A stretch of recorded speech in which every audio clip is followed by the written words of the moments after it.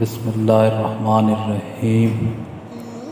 بے شک اللہ تعالی ہر ایک شخص کے دل کے بھید اور ہر ایک کے منہ کی بات اور ہر کسی کے کام کو دیکھتا ہے اور جانتا ہے۔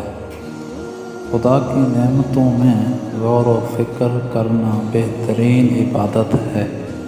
جو اللہ کی تقسیم سے خوش ہوتا ہے وہ دوسروں کے پاس موجود چیزوں کو دیکھ کر غمزدہ نہیں ہوگا۔ جو اپنے مومن بھائی کی مشکل کو حل کرے گا، اللہ پاک روز قیامت اس کی مشکل حل فرمائے گا۔ جو لوگ غصے میں ہوں تو ان کی بات غور سے سنا کرو، کیونکہ اصل حقیقت تب سامنے آتی ہے۔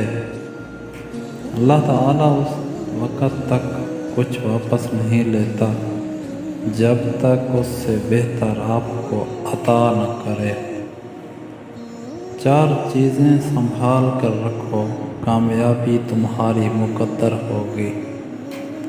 نماز میں دل کو، تنہائی میں سوچ کو، محفل میں زبان کو اور راستے میں نگاہ کو۔ کسی کے لیے حد سے زیادہ پریشان مت رہو، کیونکہ اگر وہ تمہارے حق میں بہتر ہوگا تو تمہیں ضرور ملے گا۔ اپنے دوست کو نمازی بناؤ یا نمازی کو دوست بناؤ، اس طرح نہ نماز چھوٹے گی اور نہ دوستی ٹوٹے گی۔ وہ شخص جو تنہائی میں اللہ تعالیٰ کا ذکر کرتے ہوئے اللہ کے خوف سے رو پڑتا ہے، اللہ تعالیٰ اسے قیامت کے دن اپنے عرش کا سایہ عطا کریں گے۔